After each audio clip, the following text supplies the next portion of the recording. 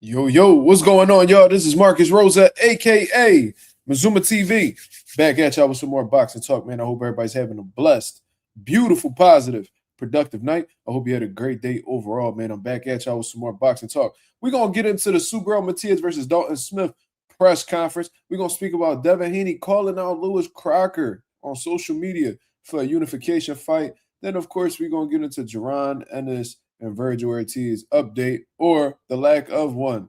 But before we get into that, if y'all could please hit the like button on the way in, that'd be very much appreciated. We on the road to 4K. We well into the 3,300 mark. About to hit that 3,400 mark in due time. Shout out to the nation and the mob for making this possible. I hope everybody's feeling well, man. Much blessings to you and your families. You know what I mean? Your loved ones, all that good shit, man. I see a couple comments in the building already. My boy Slime in the building. What up? Marissa, what's going on, little sis? How you feeling? Chris Maldonado, my high school brother, what's going on? What's going on? What's going on? My boy Coffee playing, he said lack of one. Yeah. That's what it's looking like, man. It ain't my words, though. We're going to get into it, though. We probably speak about that first, to be honest with you, because it's just something that just needs to be spoken about. You feel what I mean?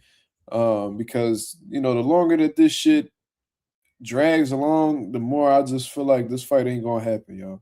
At least not at the date that we expected it to. Slime in the building. He said, hit the like and subscribe on the way in. Absolutely. If y'all hit them likes, man, that'll get the algorithm up. You know what I mean? New people will come across the channel, and that's how you get more subs. You feel what I'm saying? So if y'all could really help me with that situation, that'd be very much appreciated. My boy J Cash in the building, man. What up? What up? Yo, I just got your DM, brother. So once I get off of this live, I'm gonna do what I need to do to support your new venture, brother. Salute to you. Salute to the fam. Shout out to my Ohio brother. What's going on? What's going on? Talk to me. How y'all feeling, man? What's going? How y'all 2026 treating y'all? Let me know. Before we get into the topics, let me know how y'all 2026 treating y'all. Is it going well? Regular shit? Nut shit? Talk to me, man. What's on the people's mind? Shout out to the 10 people in the building. Like and share the live. Absolutely. If you're capable of sharing the live, please do so. Marissa says she feeling good. It's been smooth. That's what's up. Hopefully it stay like that. You know what I'm saying?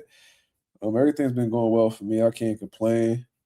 You know what I mean? Just taking it one day at a time. I'm gonna have my birthday's in 3 days. I haven't really been paying much attention to it. You know what I mean? But yeah, man, my birthday coming up on Sunday. You know what I mean? I'll probably go live Sunday. Shit. Probably go live Sunday and just kick it with y'all. You feel me? Probably not though. We get home on time. The wifey set something up for me on my birthday, you feel me? So we definitely gonna have a good time. Yeah. I got my son this weekend too, so I'll be spending part of my birthday with my son too. You know what I mean? It's on, it's lit, it's popping. He said, Mr. Big Play Bray, what up, brother? Coffee Player said, this Sunday, watch the Eagles lose on your birthday. God damn. Why the fuck would you wish that? Ain't that some shit? Marissa said tomorrow I'm going to clean the house. Saturday, get the Ring magazine and the January edition, then watch the fights. Damn, yo, Marissa is really about that boxing shit, man. Like Marissa always sending me like little pictures in the DMs of like new Ring magazine she's getting, and you know what I mean? Whenever she be at fights, like she really be around, man. She really be around. Shout out to Marissa. She be locked in with the sport. She love it. You know what I'm saying?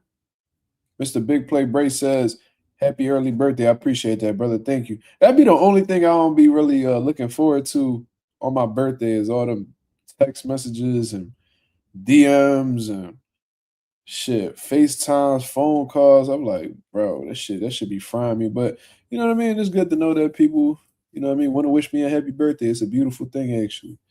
It just be, that shit just ass. Just this nigga said happy 30th.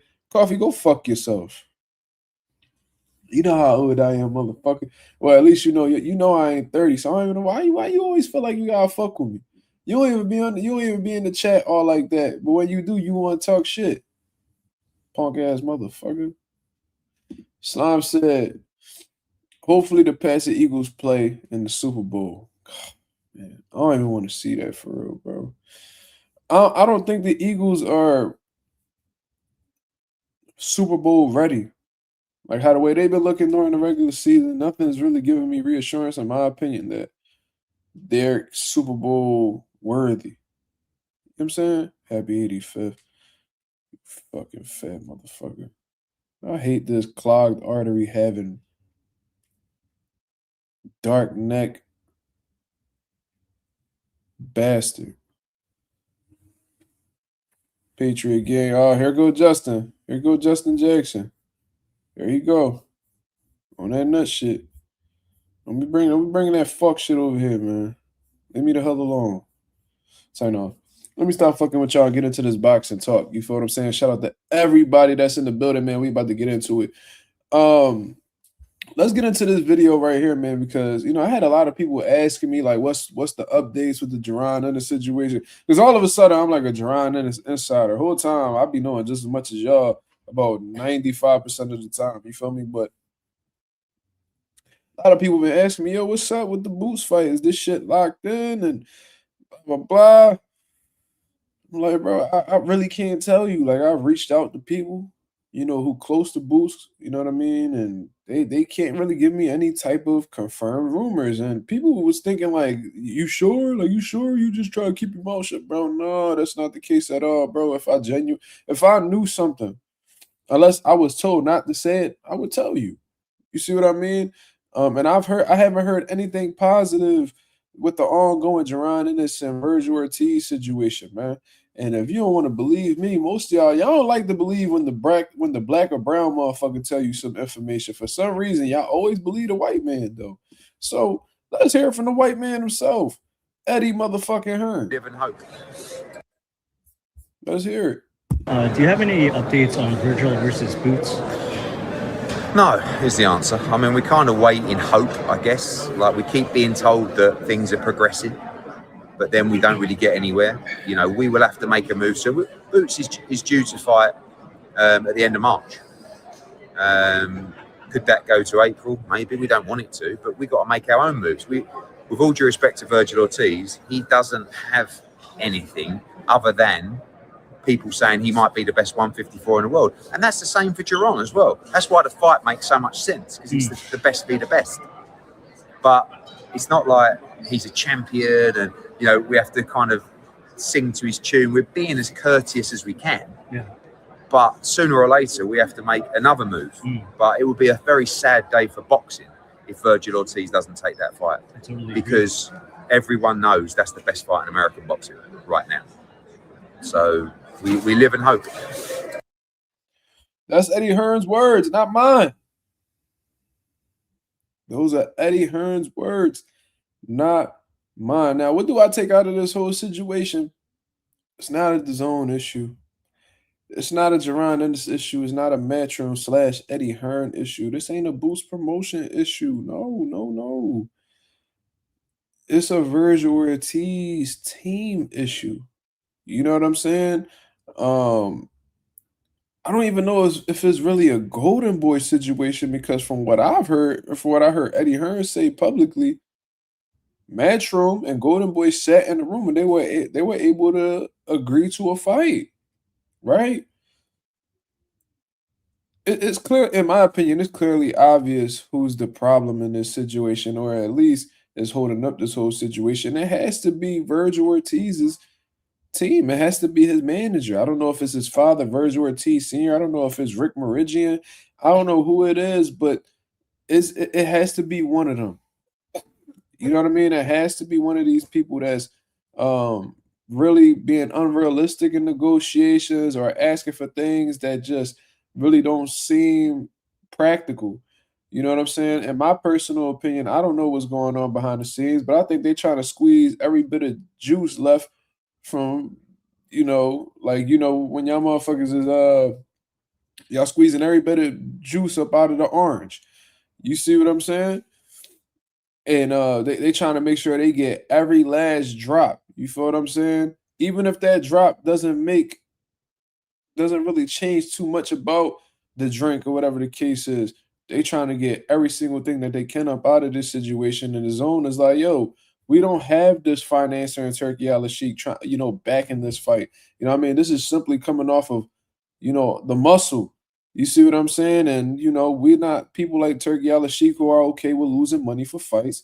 We are the type motherfuckers that, want to put money up and trying to make a return on the investment, or at least worst case scenario, break even. Now, when you hear Rick Meridian in the past say that he wants 8 figures for this fire, he's not talking to nobody. We got to take him at his word, because at the end of the day, he's the manager, and the manager's job is to make sure that he gets as much money for his fighter as possible, right? So if you're asking for 8 figures, no more, no less, you also got to take into consideration that there's other things that need to be paid for. I spoke about this on several occasions already, man. And if you've heard this already, then, just bypass it. But, you got to pay for Jaron Ennis as well. Boot's not going to fight for free. You know what I'm saying? So what if he wants something around the same amount as a Vergil Ortiz? You talking about between 15 to 20 million just for them two. What if Boots wants 50-50? You know what I'm saying? Oh, y'all giving him 8 figures? Well, I need that too. Or it can't be too far away from 8 figures. So if he's willing to take a pay cut, or at least get less money than Vergil, it's not going to be about a significant amount. I highly doubt Boots is going to take $2 million while this motherfucker getting 10. That's 5 times the amount. He probably going to want somewhere upwards of between 7 to 8 million. Is Bazone willing to put $18 million up for one fight when, this fight is highly requested amongst hardcore boxing fans? But, you know what I mean? Casual boxing fans don't really know about this fight too much. You see what I mean? It's just going to draw the casual boxing fan. It's just going to sell a shit ton of tickets. It could definitely do some numbers from a ticket standpoint, because the fans going to come out. But is it going to be like this show, like this type of fight that is going to be breaking the internet? No, it's not. No, it's not. Islam is truth. What up? Yasir Ali, what up? Who else in the building? Agent 86. I'm stuttering all over the place. Like I'm taking punches. Hold on now. We gotta get the words right. But like I said, this is a highly requested fight amongst hardcore boxing fans. This is one of the best fights to be made in the sport of boxing, in my opinion, right now in this current day. But you know what I mean? Doesn't necessarily mean that it's going to be this huge event that's gonna break records. And no, not at all. You see what I mean? So you know what I'm saying? Let's say they got to pay 18 million just for Vergil and Boots. Now you got to pay for production. You know what I mean? The motherfuckers that's filming these fights, they ain't not working for free. You know what I mean? They not, and guess what? You got to pay for the arena. You know what I mean? So if they doing that at the T-Mobile Arena, that shit not cheap. You know what I'm saying? That they not letting you set up in their building for free, their arena for free. You know what I mean? You also got to pay the undercard, because nobody on the undercard is gonna, fight for free neither. All of this shit costs money, man. So by the time they probably put everything together, they probably gonna be 25 million plus down the hole. I mean, you don't know how much they pay in the undercard, but they could be around $25 million in the hole. What's gonna reassure them? What's gonna reassure them that they're gonna make that 25 million back? And I'm not saying that's a definitive number. I'm just speaking hypothetically. What gives you the reassurance that he's gonna make that $12 million? They're gonna make that $25 million back, or at least make anything upwards of that? Nothing at all. You know what I'm saying? And I'm sure the zone wants to make the fight. They've been persistent in wanting this fight. Matchroom wants to fight. Jaron Ennis wants to fight. Eddie wants to fight. And from what Eddie said, it seemed like Eric Gomez over at Golden Boy wants to fight. You see what I'm saying? Or at least that's, maybe he was just saying that to try to keep fans optimistic. I don't know. But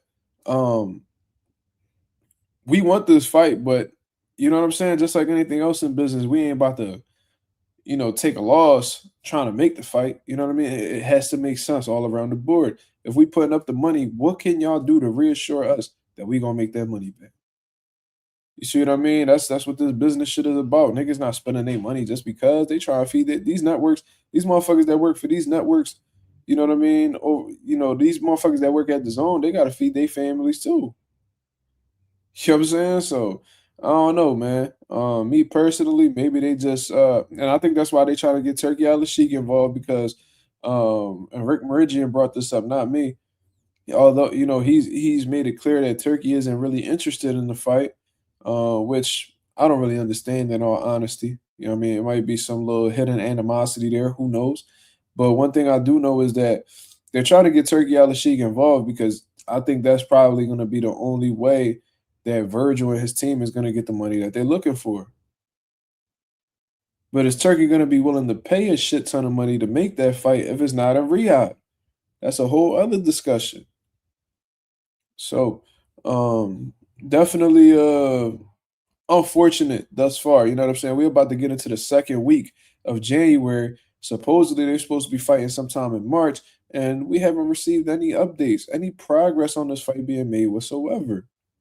You know what I'm saying? So Eddie Hearns has made it clear that like Boots has a date for March. You know what I mean? We want this fight so bad that we'll be willing to push it back to April, but you know what I'm saying? We got a contract. We have to fight. You see what I'm saying? Like we got to get the wheels turning. We ain't about to just sit here and just wait for anybody. You know what I'm saying? And a lot of motherfuckers supported Brian Norman when they said they wasn't going to wait for Boots and all that shit. So y'all motherfuckers better keep that energy consistent. And if Boots and them decide that Vergil and them dragging their feet and they go ahead and they take on another fight, can't nobody be mad. But motherfucker, you can't be mad at anybody but Vergil. Because Boots and them been trying to get it popping with Vergil since he knocked out Lima. Vergil and them, you know what I mean? They rather talk about the past. Oh, well, he declined to fight twice. Bro, who gives a fuck? He went to your hometown. He called you out. He said he want to rumble. He ain't been talking about fighting nobody but you. Ever since then, motherfuckers want to dwell on the past to, make it seem like it's okay to decline to fight now. Like, man, shut up, man. Shit is ridiculous. Shit is old. You know what I mean? You got your viewpoint on things. Boots got his viewpoint on things. The thing that matters in reality, was relevant to this day, is that they're both available. They're both top 154-pound fighters, and they're ready to fight. So what the fuck is the problem? Stop talking about all this other shit. You see what I mean? Shout out to the boy Jordan Sheriff in the building, man. Yo, shout out to Jordan Sheriff. You know what I mean? Shout out to my boy. He from the UK, from what I understand, but he out in Spain right now. You know what I mean, doing his thing, was able to get his shit together, and he's making his professional debut soon, man. So I wish you the best, brother. I hope you have a beautiful training camp. You know what I mean? Listening to your coaches, getting your good training in, prioritizing your rest, eating well, leaving no stones unturned. And I hope you have a beautiful career, brother. And if whenever you're ready to come up on the channel to, talk boxing, get some interviews in, man, you already know where we at with it. You feel what I'm saying? Shout out to the boy Jordan Sheriff, man. I wish you a beautiful career, and I hope you getting everything squared away to set yourself up for success. You know what I mean? Meaning like a great business team behind you. You know what I mean? Having a great coaching system behind you. You know what I'm saying? Making sure you're networking with the right people out there in Spain from a promotional aspect.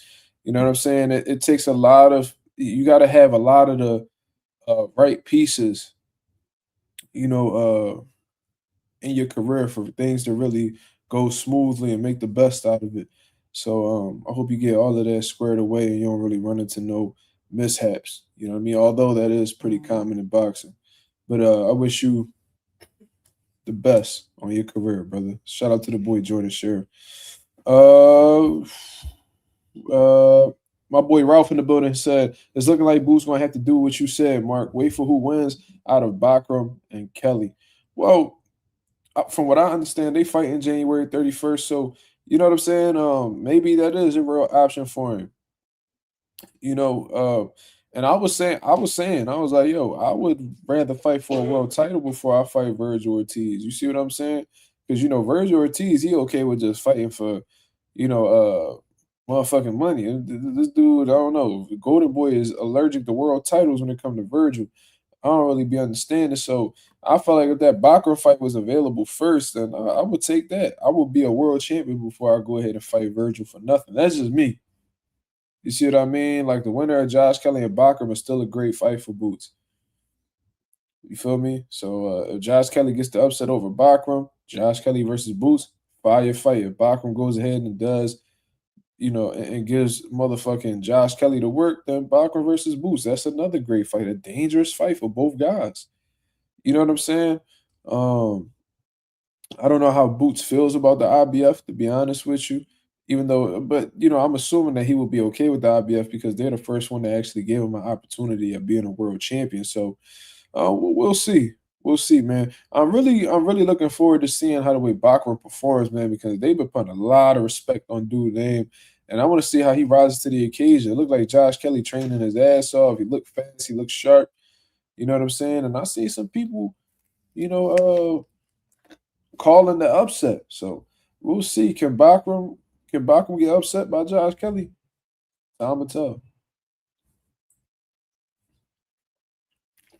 You know what I mean? My boy Dangerous Desires, bullies in the building. Shout out to the 19 people that's in the building, man. I guess y'all coming around. I already know I didn't get them notifications sent out, but it is what it is, man. Shout out to everybody that's coming through and showing love. He says he losing a lot of millions because of it. They probably stalling the fight so Turkey could get in the fight. Yeah, that's probably what they banking on for real, because they probably asking for an absurd amount of money. Probably money that they never asked for in their career, but since it's Boost and it's a risky fight for them, they probably try and get every dollar they can, so in case they lose, they could just fall back and be like, oh, well, at least we came up financially. We might have lost it. We might have took a loss or whatever the case is. But look, bro, like we made 8 figures. You feel what I'm saying? So I think that's what they try and do too. Like if you want us to take this chance, motherfuckers got to pay us. You know what I mean? That's business for you. But I just hate when the business interferes with truly good fights. You feel what I'm saying? Like it's to the point where this owner's like, do the fucking fight. And they like, no, you gotta give us money. You're not giving us enough money, man. You know what I mean? So they definitely on turkey time, in my opinion. My boy R3 in the building said Benavidez is about to take $5 million to fight Canelo. When fighters want the fight, they try to make it happen. The Canelo fight is a different animal. It's a different animal compared to Boots versus Ortiz. I agree, R3. You know what I'm saying? If 2 fighters truly want it, they'll make that shit happen. They'll make, they'll compromise on certain things. And, like they said, Boots took a pay cut for the Amante Stanionis fight. That's how bad he wanted it. It just seems like Boots and them are with it. Vergil may very possibly be with it as well. But like he said on several occasions, and I always bring this up, he is very clear. He's very honest and open about being hands off with the business. So it seems like he has a lot of trust in Rick Meridian, his father, you know what I mean? People that's close to him and getting jobs done. And I think Virgil's doing a serious disservice to himself by not involving himself in the fight. I would like to see Boots and Vergil actually get on a phone call. I think that this is a situation where all these businessmen need to fall the fuck back. Like I know managers be trying to justify whatever their percent is and do all these things, but sometimes the managers gotta step to the side, the lawyers, the promoters, and they just gotta let these fighters sit on a phone call or sit in a room together and figure this shit out. You see what I'm saying? That's what Errol Spence and Terrence Crawford had to do in order to get a fight going. You know what I mean? Al Heyman, Steven Espinoza, they wasn't trying to pay Bud what he felt like he was worth. You know what I'm saying? They wanted Keith. They wanted Errol to move on and fight Keith Thurman. You know what I'm saying? But Terrence Crawford picked that phone up and he called Errol. You know what I mean? Apparently they was on FaceTime and they spoke for some time, and from that conversation, they was actually able to get an understanding of what each other wants. You know what I mean? Bud said he gave Errol some points that he agreed a majority with, and from that conversation, that inspired Errol Spence to kick pretty much everybody to the side, or at least tell them, "Yo, like I'm not taking all the fight. Whatever he wants, give it to him. Make this fight happen." And it put the businessmen in a position. It put them in a spot where they had no other choice but to make it happen. You have to put these businessmen. You got to put these businessmen, these big wigs, whatever you want to call them. You got to put them in a situation where it's like, damn,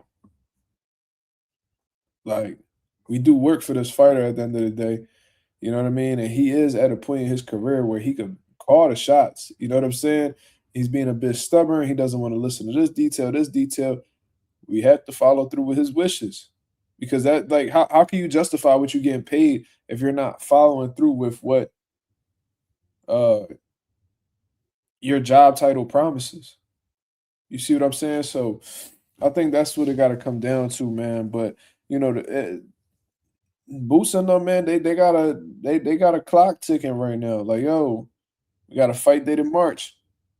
We'll push it back to April if necessary, if you know what I mean, to give y'all a little bit more time. But I'm not about to sit here and just be waiting, hoping for a fight to happen when it don't. I already spent enough time at 47 trying to make these title fights happen. And you see that that shit ain't do nothing. So, you know what I mean? I ain't about to repeat the same thing, the same mistake at 154. That's not happening. You feel me? Islam is truth in the building. What up? I think I already saluted you, but R3 says, without a doubt, money is holding us up. Crazy how quickly Golden Boy made a fight between Zordo Benavidez, but not with Boots versus Ortiz. They probably don't. I mean, I could be wrong, but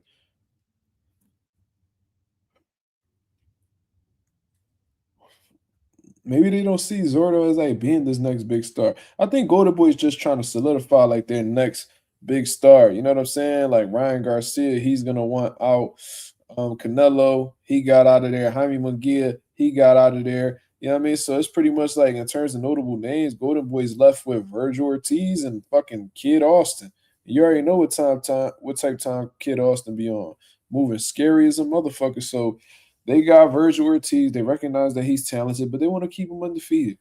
They want to keep him undefeated. And if that means, you know, fighting scrubs until it's time to cash you out, then that's what Golden Boy gonna do. That's their recipe, man. That's their recipe. So, yeah, I'm inclined to agree with R3. You see what I mean? Islam is true said Boots versus Ortiz is gonna look like Boots versus Vila. Ortiz team got eyes like we do. There could definitely be some similarities. I think Ortiz is a lot more craftier than Vila, but in terms of I understand what you're saying. Like, you can see Vergil trying to apply pressure, running into shots. You know what I mean? I think he's going to realize Boots is a lot faster and a lot stronger than he had anticipated, and he might break down as a result of that. I can see Vergil taking a lot of punishment in this fight. You know what I mean? If Boots come into this fight disciplined, focused, his mind set on hitting and not getting hit, Vergil's going to be in a lot of trouble. I think Vergil's best bet is that he catches Boots in an exchange, or he gets Boots to a situation where they just going band for band in terms of like, going blow for blow. I just don't see Boots doing that though. Yeah, I mean, that's just my opinion. My boy Simon in the building, he says, I don't care about the Boots Vergil fight till it get made. Hey man. Well, I hope you care about it soon. I hope this fight gets made. You feel what I'm saying? So speaking of fights that we looking forward to getting made, or fights that we feel like should be made, shout out to the boy Devin Haney, man. Just won a WBO title after beating Brian Norman Jr. at 147 pounds. He's looking for smoke, man. I think his main objective as of right now is to unify the division in hopes of becoming undisputed at 147. I think that's what Devin Haney, I'm sorry if I said Boots, I'm completely wrong. Devin Haney's looking to unify the 147-pound division. If not, I mean, in hopes to become an undisputed. And, look, when you're looking over the landscape of 147, there's 4 current champions right now. You got Devin Haney, you had Mario Barrios, you got Rolly Romero, and you got Lewis Crocker. So Devin Haney and his team have been running down the list so far. You see what I mean? And, Rolly Romero is at the top of the list from what I understand. And, Rolly Romero is currently a WBA champion. He has Giasov as a mandatory, but he hasn't really been vocal on, fighting mandatories or anything like that. You know what I mean? He was supposed to be fighting Mario Barrios, Ryan Garcia rematch supposedly, and then even went as far as to say a possible Manny Pacquiao fight. Now, that Manny Pacquiao fight may very well still be on the table, but for what I've been hearing, 2 of the other opponents that Rolly had mentioned, they fighting each other February 21st. So I highly doubt that he gets either one of those dudes next. You feel me? Like that's just my point of view. So Devin Haney and his team called for that Rolly fight. Rolly literally said out his mouth that he doesn't want to fight Haney. He wants nothing to do with Devin Haney. He tried to make it sound all funny and saying that, you know what I mean, if he knocks Dev out, that Haney are gonna sue him. Like, you know, that's funny, haha, kiki type shit. But you know what I mean? At the end of the day, I know what you really trying to say. Like, you trying to cover it up, you know what I'm saying, and say that, you know, you don't want to take this fight because of this. You know, you're trying to add some comic relief to the situation. But the problem is we seen the sparring session between Devin Haney and Rolly Romero. Rolly Romero had talked so much shit about Devin Haney in the past and saying that, you know, he's his father and all this crazy shit. But it's like, you know what I mean? As far as I'm concerned, you know, one thing a father going to do is discipline their child. You know what I mean? If they acting up or if they get out of line, I know fathers for disciplining their children. And you know what I mean? If Devin Haney is this biological child of yours, then you shouldn't have no problem reprimanding him, disciplining him for standing up to you. But for some reason, Rolly Romero isn't into it, right? So that leaves Lewis Crocker. Because I believe, you know, like I said, Mario Barra is about to fight Ryan Garcia for the world title. So now he's locked in on Lewis Crocker. Bill Haney pulled up on Eddie Hearn to, you know, possibly speak about that situation. I don't think those talks got anywhere. I've seen Eddie Hearn, you know, talk about, you know, Devin Haney being boring and stuff like that. And for what I heard through the grapevine, you know, Eddie Hearn don't want to make a fight happen with Devin Haney unless, you know, Devin Haney's locked into a contract with him. And listen, I understand that from a promoter's perspective because you don't just want somebody to come into your stable, take your motherfucking world title that you had, and you know, just ride off and go do whatever they want to do with it. If you want to do a unification fight, if you want to grab this IBF title, you're going to have to sign with me for X amount of time. So, you know what I mean? I could reap the benefits of having a world champion like Devin Haney in my stable. And Devin Haney has always been the type of dude that, you know, has stood independent. Fortunately, he's had a financially responsible, you know, father take care of him during his career and, you know what I mean, just be doing real well financially. So he hasn't really faced, you know, the real politics, the real slimy shit that comes with having a promoter in boxing, especially when you're coming up. So I said all of that to say, man, that Eddie Hearn ain't giving Devin that fight unless he becomes a matchroom fighter. And Devin Haney, he likes to be independent. He likes working directly through Turkey Al-Sheikh, who's giving him these career high paydays. So you know, I just don't see that fight happening. You know what I mean? I don't see a unification fight happening for Devin Haney anytime soon. So maybe a situation where, you know, Devin Haney might have to take his shoes off, you know what I mean, take his coat off and just get comfortable a little bit in the division because if your goal is to become undisputed anytime soon, then you're gonna be doing a whole lot of waiting. So while you waiting, get comfortable, you know what I mean, take some stay busy fights. You know what I mean? I know 147 ain't action-packed like it used to be, but there's still some formidable opponents there that you could take on. You know what I mean? You got that Rohan Polanco kid, you know what I mean, that a lot of people have been talking about. He's a highly ranked 147 for what I understand. You know what I'm saying? Maybe, you know, if Ryan Garcia beats Barrios or whatever the case is, maybe y'all can run it back and do some big numbers in a unification fight. You know what I mean? That's an option as well. But, yeah, man. It seems like Lewis Crocker wants to fight. When I first saw him do an interview, the first person he's talked about fighting was Devin Haney. You know what I mean? And Devin Haney had actually responded on social media and said something about or unify. And this is coming from Everything Boxing. It says the IBF to order Crocker versus Liam Paro. Liam Paro was a former IBF champion at junior welterweight, but ended up losing to Richardson Hitchens. And actually had beat Subriel Matías out in Puerto Rico in a very resilient performance, to be honest with you. You see what I'm saying? And he's looking to move up to 47 if he hasn't already. And he's looking to call out the IBF champion. He's looking to become two-time world champion in two different divisions. You feel what I'm saying? So looks like the IBF is going to be cooking up on this fight. The IBF has denied Lewis Crocker a requested voluntary defense in April and will order him to defend his title against the mandatory challenger, Liam Paro, next. I was like, God damn, like he just got his world title. Like you can't just y'all can't give him a voluntary defense because I'm assuming a unification fight will be a voluntary defense. I think anybody outside of the IBF rankings will technically be considered uh, a voluntary defense.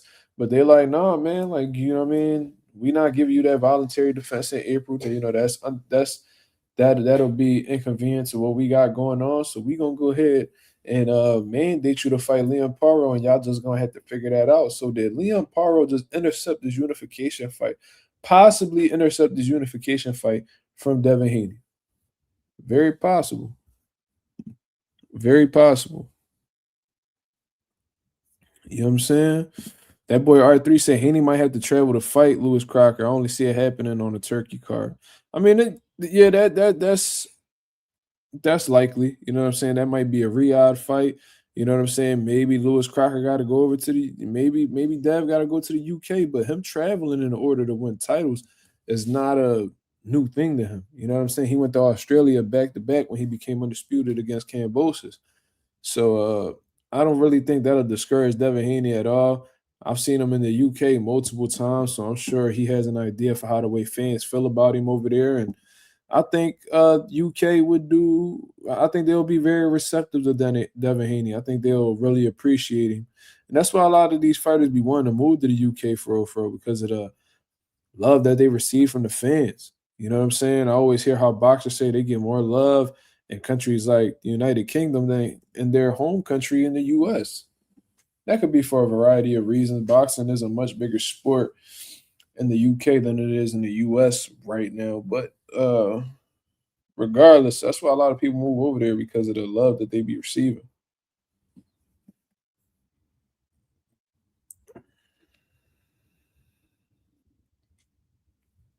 My boy Anonymous in the building said, I kind of want Paro to get the fight because I know Paro will unify. He don't duck. And I think Leon Paro can actually beat Lewis Crocker. You know what I'm saying? I was watching Lewis Crocker a little bit. He got a sneaky little counter with his left hook. Yeah, I mean, he definitely got power in both hands, but he is a bit economical. He's not really busy in there. And I think he can be picked apart by somebody like Liam Paro. Liam Paro has legit skills. You know what I'm saying? Like he lost to Hitchens, and then everybody all of a sudden, forgot about the boy. And it's like I haven't. You know what I'm saying? When I'm really assessing, both guys, I think Liam Paro can actually outbox Lewis Crocker. You know what I mean? I think he just has to be aware of Crocker's counters. Once he neutralizes those, single shot counters that he likes to throw, I think Liam Paro could really make him miss and make him pay. That's just me though. I think Liam Paro could definitely pull it off. You know what I'm saying? My boy Teach in the building. What up? T says Subriel about to fuck Dalton up. Hey man, Dalton gonna have to put on a very good performance in order to pull this off, bro. Unless Subriel just fell apart from the PED allegations and he just not focusing there, I feel like that's the only way I could really see him coming up short to Dalton. Dalton gonna have to fight a perfect fight. You know what I mean? And if he does not have if he's not willing to walk through fire in order to win this fight, he just need to go ahead and throw that towel in on on some quick shit. You feel me? Like I really feel like Dalton Smith is going to have to tap into a side of himself that he has never tapped into before. When you got that type of style in Subriel, who, when he chooses to, he can have fast hands, volume, pressure, body shots, very heavy hands. Like that type shit in itself could be very discouraging to go up against. Then on top of that, Subriel is walking through your punches. So you get this man with all your might, and he goes nowhere. All it does is just make him turn up a little bit. He's getting stronger as the rounds go on. This man is a boxer for a boxer, like a outboxer's worst nightmare. Because it don't matter how much you turning him or you running him into shots. He walking through them Jones. He applying pressure. He gets you up against the ropes. He rips shots. You know what I mean? Picks his shots very well. I think that's a very underrated ability that Subriel has. He places body shots real well. Good punch placement overall. But Dalton gonna have to go through some shit, man. He gonna have to go through some shit. I'm telling you, this, And apparently, Subriel wasn't really too happy with what Eddie Hearn has been saying about him and shit like that. Mind you, I haven't heard what Eddie Hearn has said to make Subriel say this during the press conference, but we're going to go ahead and share the screen and give our reactions, y'all. Shout out to the 22 people that's in the building. So let's hear it. Thank you, Claudia. Last time there was a lot of Puerto Rican noise over there, but that sounds like a lot of Sheffield noise.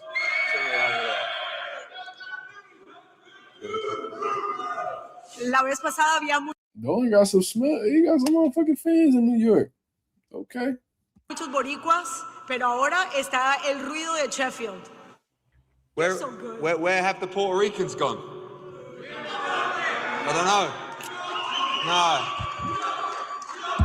Eddie walking a real dangerous line right now. I think we will have more Brits in there on Saturday night than there will be Puerto Ricans, and I bet you we make more noise as well. ¿Dónde están los boricuas? He talking crazy. In New York, I ain't gonna lie, bro. If them UK dudes show up more than the Puerto Ricans in New York, that's gonna make Subriel and his whole promotion look really bad. I ain't gonna lie, bro. I feel like the promotion behind this fight has been shitty, bro. I think they've done a horrible job in promoting this fight. You know what I mean? The failed PED test definitely hurt his ticket sales as well, in my opinion. I haven't seen not one advertisement. I haven't seen not one big platform that Subriel has been on to, big up this fight. Like I've rarely seen. I didn't see any vlogs in the lead up to the fight. Nothing. I haven't seen anything. The most that we've heard about this fight was that Subriel had Ostarine in his system. It's the only thing I heard, even remotely close to any type of promotion, and that might have been the opposite of promotion. That might have been very hurtful. You know what I mean? That might have been what's the opposite of a promotion? A demotion. That might have been like a demotion. You feel what I'm saying? So I don't know, man. Like I'm seeing them ticket sales. Them tickets not really selling at all, bro. I'm seeing they got the nerve to be selling $1,700 seats. I'm like, bro, y'all motherfuckers ain't selling that. Y'all not selling that, bro. We 2 days away from the fight. Right? We 2 days away from the fight. And you telling me that y'all still got $1,700 tickets for sale? Y'all need to be dropping them bitches by like 80%. The hell y'all doing? If you really want people to come out, y'all just gonna have to take that L. Y'all gonna have to take that L. Lower them ticket prices. You know what I mean? Make it more affordable for people. You know what I'm saying? And maybe some people will travel out to come see the fight. I tell you what, you give me some motherfucking $50, you give me some motherfucking $80, even $100 tickets that got some decent, got a decent view of the ring. I might just show up over there. I might just ride out to New York on some dolo shit and go watch that fight.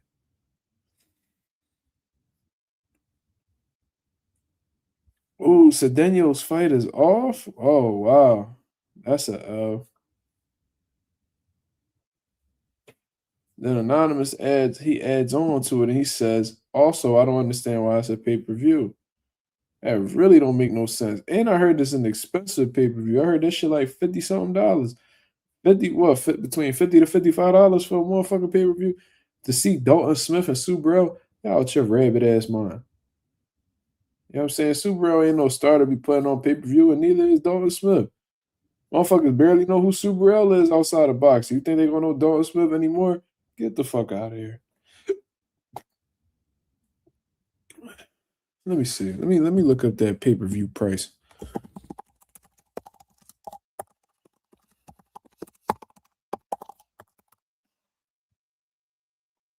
Look, Subriel versus Dalton Smith pay-per-view price in the US is $54.99. $55, bro. $55 US, bro. What the hell? You crazy as shit.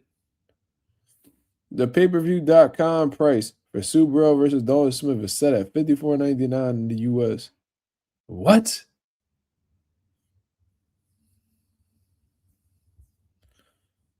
And it's 41 euros and 95 cents. Pretty much 42 euros for the fight. I don't even know what that translates to in US dollars. But god damn. $55, bro. You tripping. I've seen better fights for free. I've seen better fights for free. Why the fuck would I pay that much for a pay-per-view? That neither one of these guys are pay-per-view stars.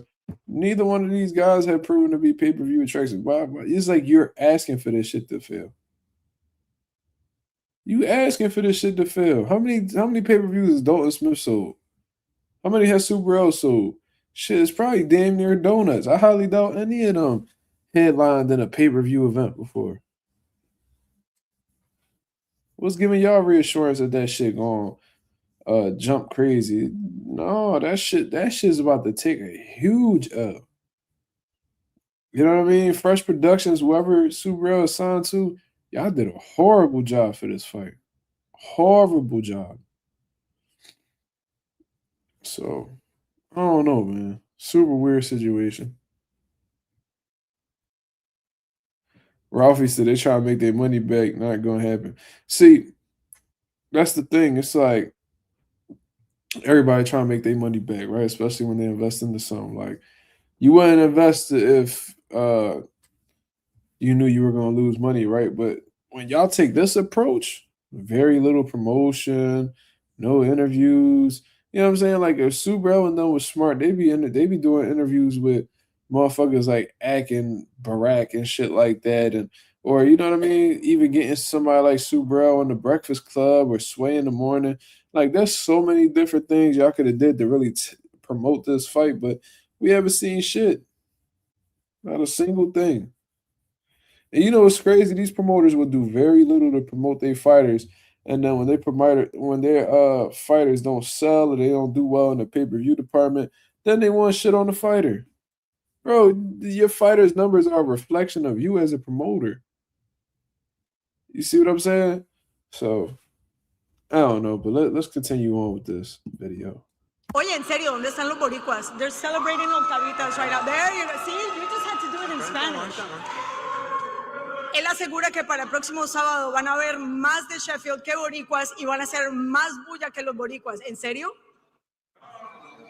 He's saying that you actually contracted them to do this. Really? You hired them. I've no idea who you are, but you can be quiet. You be quiet. Right, I'm talking. They may have deserted Subriel, we don't know. Obviously, we've had a lot of ups and downs, but it doesn't matter because on Saturday night, justice shall be served. Justice shall be served. What justice are you referring to, Eddie? Was that a direct shot at Subriel Matías testing positive for performance enhancement drugs?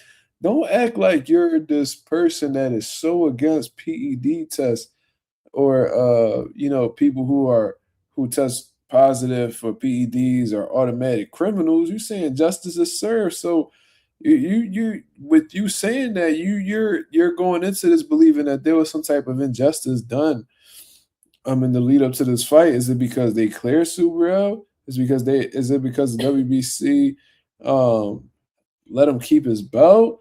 Is it because the fight was supposed to be canceled or postponed and they didn't because his levels was below the Austrian limit from the with the New York State Athletic Commission? What do you mean that justice will be served?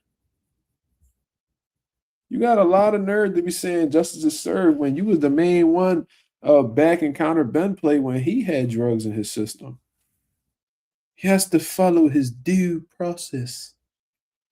He has to follow his due process. So, you know what I mean? What was justice served when Chris Eubank beat Conor Ben that night? That's what I be wanting to know. Hold on. No sabe en realidad qué ha pasado con Subriel Matías, pero obviamente han habido altos y bajos para esta pelea, pero lo que él asegura es que el sábado se va a hacer justicia. Thank you to Juan for the opportunity and Subriel. But the man to my left, Dalton Smith, we have represented him from his professional debut. He was one of the best amateurs Britain has ever produced. And on Saturday night, he will walk the path to become WBC World Champion. Aquí al lado tenemos a Dalton Smith, tal vez uno de los mejores amateurs que ha dado el Reino Unido y que asegura que el próximo sábado se va a coronar y se va a llevar el cetro de campeón del mundo. And although we only have a... Yo, for my Spanish speakers that's in the building, my boy Slime speaks Spanish, and my boy Go 787 in here.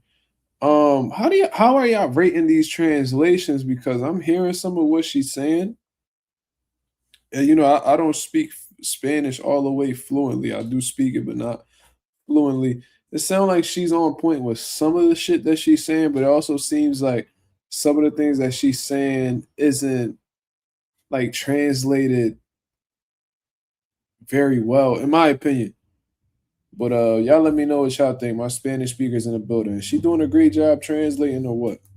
Small selection of the people we will have here on Saturday. We're expecting several hundred. It gives me great pride and honour and plenty of noise from Sheffield to welcome and introduce to you the WBC World Champion in waiting, Mr. Dalton Smith. ¿Está seguro que para el sábado van a haber más de 1,000 personas que van a darse cita para ver al próximo campeón mundial, Dalton Smith? Thank you all, first of all. You know, thank you for everyone who's come here. My loyal traveling fans over there. Subriel for the opportunity. Juan also for putting on the show. Look, for me, this is what dreams are made of. You know, I'm not here to make up the numbers. I'm here to achieve a childhood dream, and that's to become, for me, win the best belt in boxing, and that's the WBC world title. And look, there's been a lot of ups and downs with this to get this fight. But look, I've had one job on my mind, and that's this fight to become a world champion. And you know, I haven't let no distractions come in my way. I've had my head down, train hard, and I'll be a world champion on Saturday. Sorry for talking too long. Primero que todo, quiero agradecerle a todos los amigos que han venido aquí a apoyar y obviamente quiero darle el agradecimiento a Juan Orengo y a Subriel por la oportunidad. Han habido altos y bajos para esta contienda, pero él es un hombre con una misión y está dispuesto a llevarse el título el sábado y ser coronado como el nuevo campeón del Consejo Mundial de Boxeo. So yeah, I'm here. I'm welcomed into New York. A big thank you to the Puerto Ricans. My lawyer, they always said the best fans in the world are the traveling Brits, and you'll see that on Saturday night. So again, a big thank you. And Saturday, I'll be a world champion. Thank you. Quiero agradecer a todos los boricuas, pero ante todo quiero agradecer a todos los fanáticos del Reino Unido, que obviamente son los fanáticos que más viajan para apoyar a sus boxeadores. Y el sábado va a ser el nuevo campeón. Thank you. Thank you.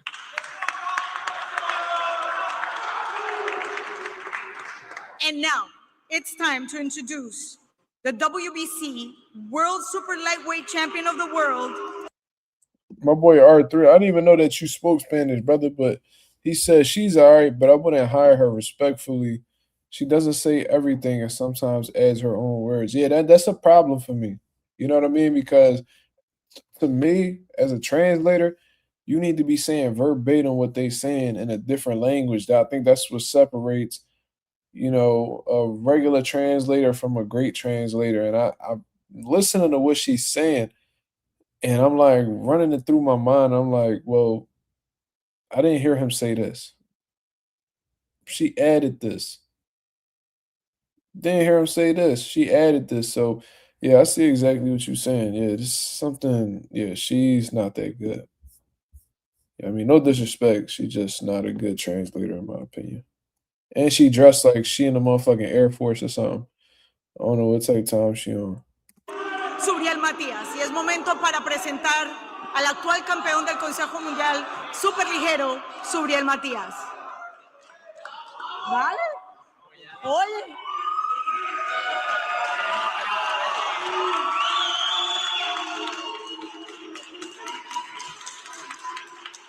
God damn, that weight cut showing on Subriel, bro. Jesus Christ, look at them cheekbones, dog.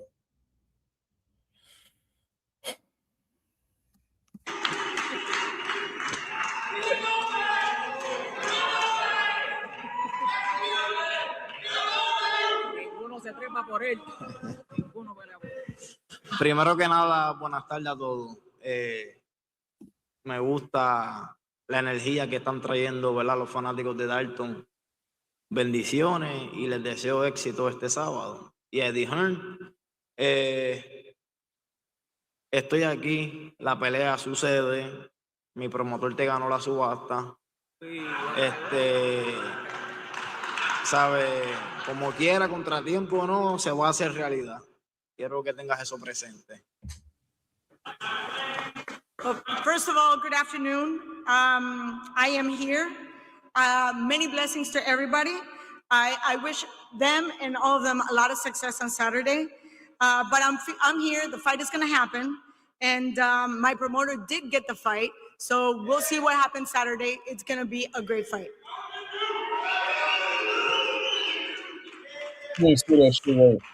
Cuando yo digo que voy a sacarle la niña que tiene adentro, y se los digo, ¿verdad?, en ella, a ellos mismos, quiero. He talking shit. He's talking about he gonna bring the little girl up out of Dalton Smith. Quiero que mantengan esa energía, porque el sábado eso va a suceder. When I say that I will pull out the little girl he has with him, you will see what I will do on Saturday.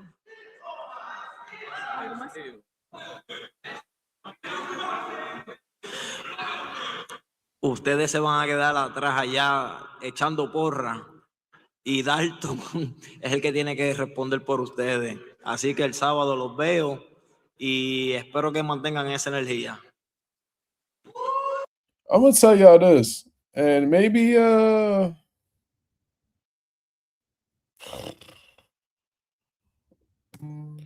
this is either gonna be really good or really bad for Subriel, bro.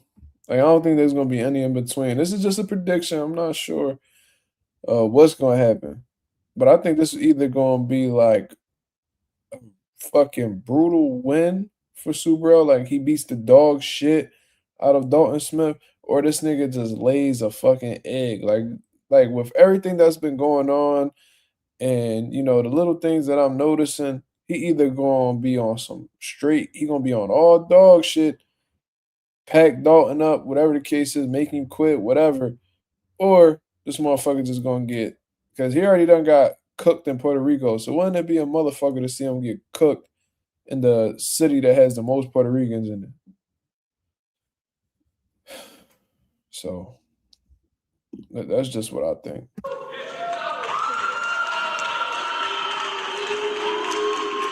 Actually, I failed to mention that he loves the energy, and he says that all you guys are going to have to sit there and cheer him on. It's on his back to make sure he backs you up.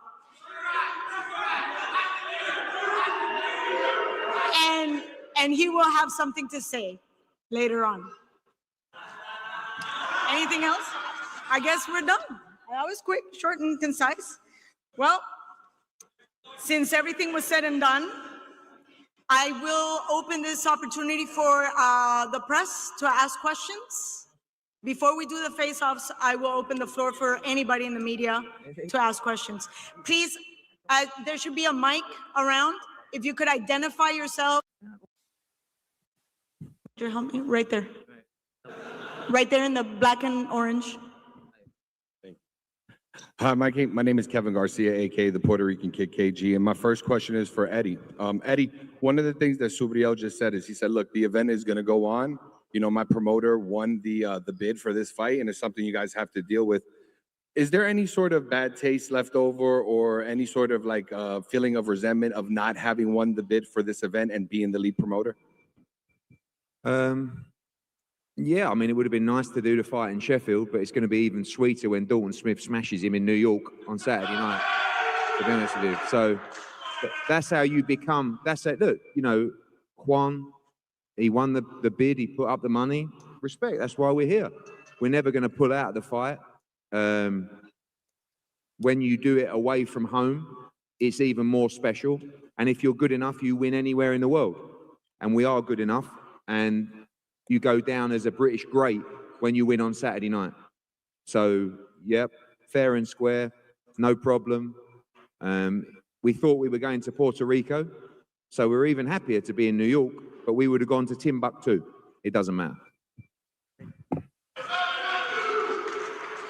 Coming to you. Oh, he's fine. Andres Gomez from Cornerman Boxing. My question is for the champ, Matias. Champ, does everything Eddie Hearn is saying today and Dalton supporters here give you extra motivation to go into this fight and handle business? Por favor.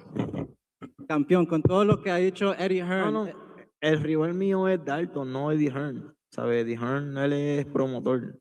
Él se queda ahí como personaje. Acuérdate, su trabajo es tratar de sacar a uno ¿sabe? De sus capacidades. Él es un promotor, él no es peleador. Si fuera peleador, créeme que no fuera boxeador. Te hubieran partido la cara hace rato. Yo, did this nigga just say that if Eddie Hearn was a fighter, he'd break his face? That's some wild shit. I know that nigga ain't just say that. Bella Faith, what up? What the fuck? He ain't just say that. Hold on. He says, you know, my enemy, my opponent is not Eddie Hearn, it is Dalton. And he can say whatever he wants, but if he were a fighter, your face would be smashed. He definitely. Thank God I'm not a fighter. But Dice que gracias a Dios no es un boxeador. But, you know, as I said, justice shall be served. Como dijo, gracias a Dios no soy peleador y la justicia se va a cumplir el sábado.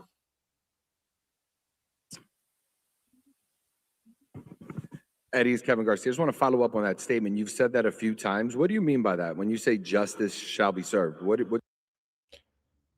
Whoever said that, asked that question, brilliant fucking question, bro, because that's what needed to be asked.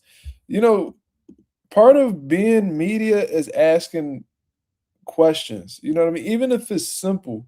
Eddie Hearn done said twice that justice will be served, and ain't nobody in the building asked, what do you mean by that? So whoever that was, let me see. Follow up on that statement. You've said that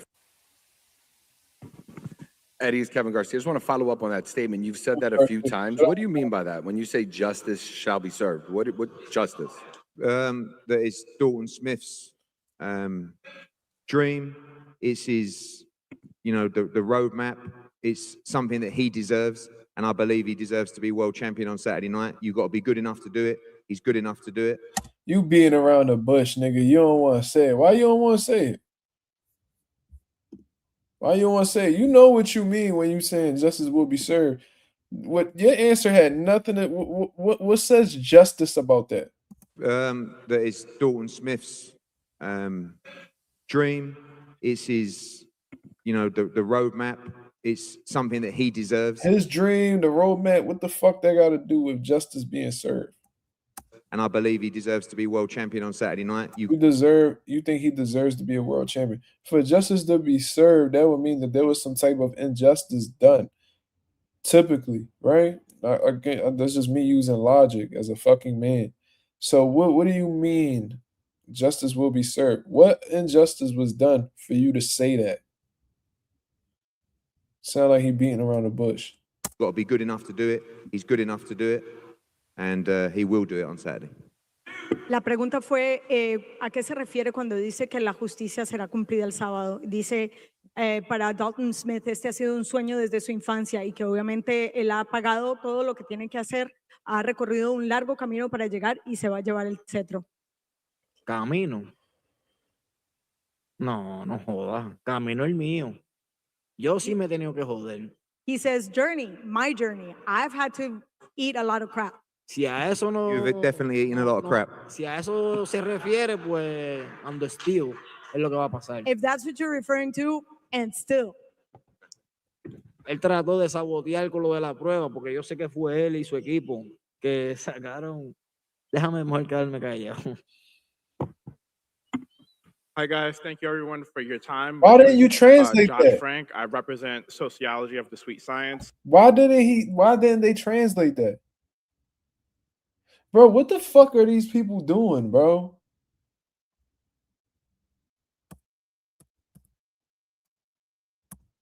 If that's what you're referring to, and still. Él trató de sabotear con lo de la prueba, porque yo sé que fue él y su equipo que sacaron. Déjame mejor quedarme callado. Hi guys, thank you everyone for your time. My name is Josh Frank. I represent sociology of the sweet science, and I'm a proud lifelong member of Gleason's Gym. I had an honest question. There's been a lot of chit chatter about attendance this Saturday.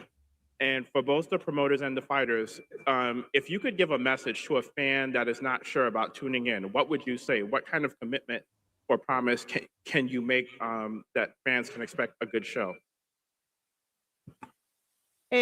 Juan, él pregunta que hay obviamente mucho rumor sobre la venta de los boletos y la atención que va a tener esta contienda. Si tuviera la oportunidad de dar una frase para hacer a todo ese fanático que todavía no está seguro si viene o no viene a la pelea, ¿qué les dirías?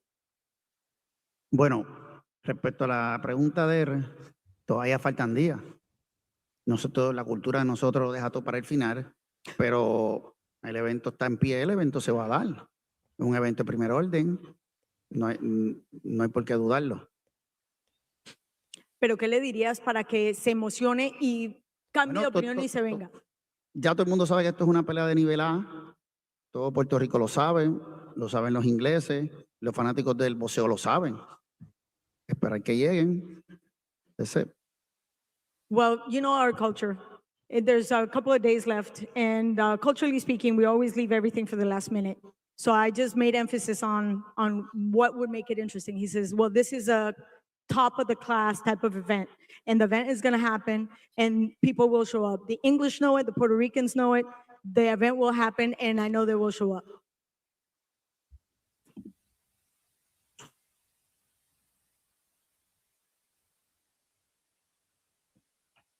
Identify yourself in your... Yeah. Hola, Subriel.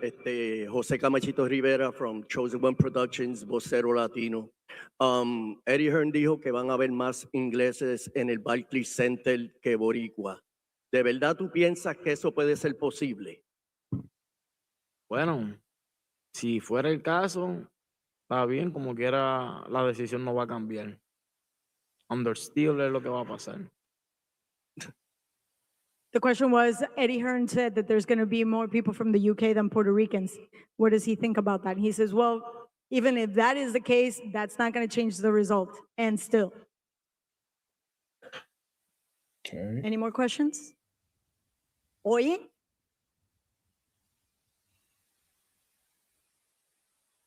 I have a question for Dalton. Champ, you keep mentioning how this is Andres Gomez, Cornerman Boxing. I have a question for Dalton. You keep mentioning how this is a dream opportunity, but how important is it to actually see all your supporters here, and how much does it fuel you to hear their energy ahead of Saturday night?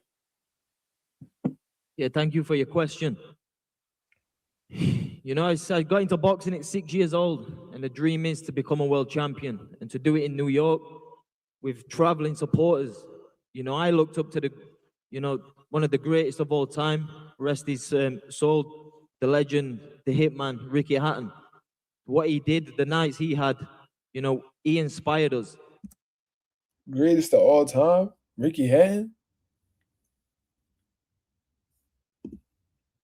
I ain't trying to be a dick, y'all, but come on, bro. Love Ricky Hatton. Love what he brought to the sport. Greatest of all time.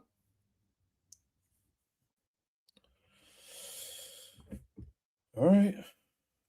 You know, so for me to replicate and start off what that legend did, you know, that's what inspired me. And this is the start of that journey. So, you know, that's a big shout out to the legend in himself, Ricky the Hitman Hatton.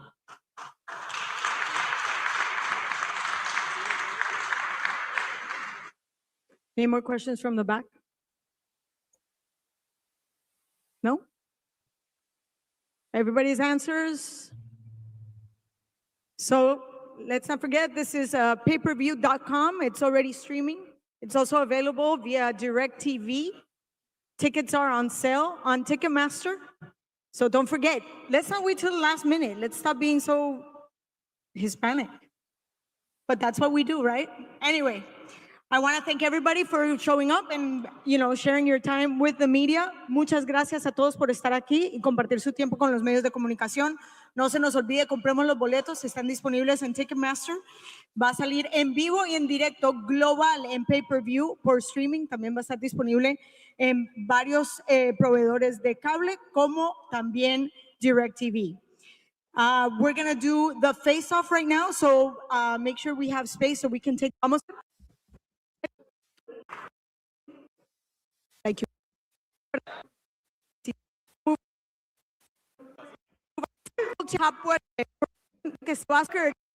against the WBC super lightweight champion Subriel Matías from Fajardo, Puerto Rico. Yo, look, Eddie Hearn's sick as shit on the side. He mad as shit. He ain't the promoter for this job. Hold on, let me move my logo real quick. Hold on. Let me move my... Look at Eddie. Yo, that nigga's sick. What the fuck? So ETC says so Hispanic. I was gonna say something about that. I was about to say that was hella inappropriate, being stereotypical. Yeah, I don't understand that. Like, yeah, that's what happens when you be letting people who not supposed to be on stage talk too much. Like, that was inappropriate as shit. You know what I mean? At a regular work environment, that would have been like an HR issue. You feel what I'm saying? But it is what it is, bro. I don't know. They hire the fucking most unqualified people, bro. Like, I don't be getting it, bro. I really don't. And I'm not saying I got all the answers, but goddamn, bro. Like, y'all niggas, I know I've seen way better translators than her, bro. In boxing alone. So, like, I don't even know why. Whatever. But, yo, back to Eddie Hearn. Look at this nigga. He's sick. Look at his face, bro. He mad as shit at the boy Ivan Urango over here as, like, the motherfucking head promoter of this show while he's sitting on the sideline. This motherfucker Eddie playing cheerleader right now. He mad as shit he ain't win that purse bid. Why you let that little dude from Puerto Rico outbid you in a purse bid? Ain't you the biggest promoter in the world right now? Ain't you supposed to be the face of, like, promoters in boxing right now? Ain't you the new era's Don King? Like, you always talk about how nobody could beat you and all this shit, but look at you. Looking stupid as hell on the sideline. Look at you looking like Dalton Smith trainer, nigga. You know what I mean? You might as well go ahead and just rub on his shoulder. You know how, like, they be doing, like, the before the bell ring and shit, they be giving the referee be giving them the in-ring instructions and shit, and the motherfucker be rubbing the boy's neck and some shit, rubbing his shoulder and his neck. That's what Eddie Hearn look like he doing right now. He hoping and praying Dalton Smith will get that victory, bro. Because if you lose the purse bid and your fighter gets spanked, bro, and had to start back from square one, but you've been promoting him since his pro debut, super bad jump. That's all I was saying. Champion Subriel Matías from Fajardo, Puerto Rico.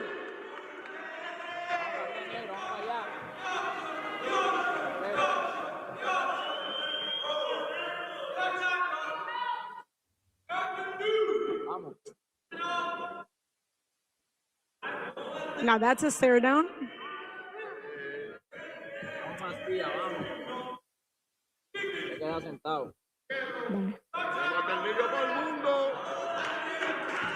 The pride of Maternillo, el orgullo de Maternillo, Subriel Matías.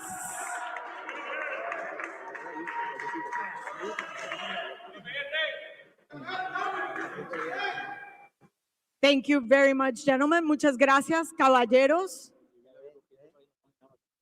Thank you. Well, that's basically Shakur's comments. Nope. Don't give a fuck about none of that. Anyways, Yeah, man. That's the press conference between Dalton Smith and Subriel Matías. Subriel looked like he need 2 bags. That motherfucker look like he need 2 IVs. That boy looking like he thirsty. I seen him chewing the gum. Key indicator for me that nigga is starving, or at least eating way smaller portions than normal. A lot of the times when people chewing gum for boxing reasons, it's either to create saliva so you could, spit and lose them ounces for like last minute cuts, or you're trying to suppress your hunger. And when you're chewing gum, it pretty much tricks your mind, your gut, whatever it is. They say your gut's like your second brain. So I guess it tricks your mind into believing that you're eating something.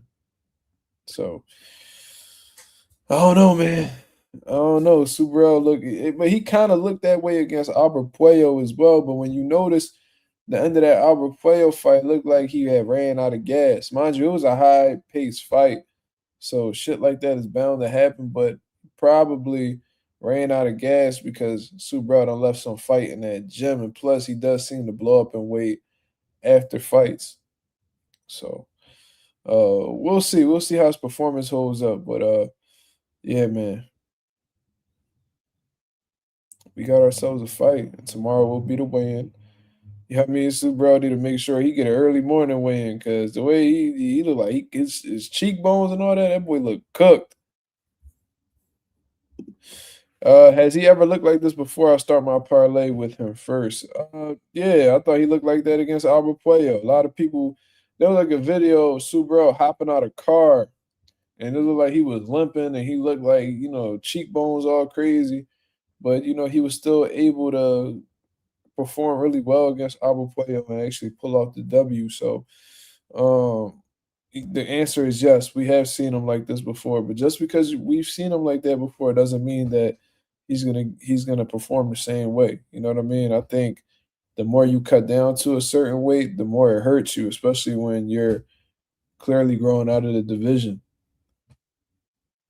You know what I'm saying? But those are my takes for the day, man. I appreciate everybody that came through and showed love. As always, y'all can go ahead and hit the like button on the way out. That'd be very much appreciated. Got some content dropping for y'all soon, man. Locking in some interviews as we speak. We about to bring Bruce Carrington back around the block to discuss his upcoming world title fight against Carlos Castro. We looking to lock in Tito Mercado. You know what I mean? He's got to get a confirmation date for him. And shout out to King's Promotion. Shout out to Marshall Kaufman. Me and him got the same birthday too, ironically. I've known him for many years, and for the longest, I've been trying my hardest to get on a commentary side of boxing. You know what I mean? One of the things I want to scratch off the bucket list before I go from this earth is to commentate a live boxing event. You know what I mean? I don't care on what level. You know what I'm saying? And Marshall Kaufman, he's not directly giving me the commentary opportunity. However, he's giving me a shot to prove that I'm worthy for commentary. So I'm going to be doing some interviews with fighters February 17th at South Philly at the 2300 Arena. I'm going to be interviewing some fighters, backstage, and, you know what I mean, getting some content for King's Promotions just to show them that I am capable of doing so.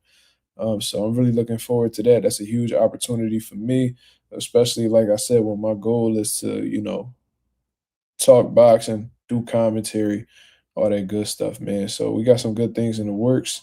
You feel what I mean? I would like to thank everybody that came through and showed love, always showing positivity, man. Shout out to the nation and the mob. I'll be back at y'all with another live tomorrow to continue discussing what's going on in the boxing world. Until then, I hope you have a blessed, beautiful one. I'm up out of here, man. Peace.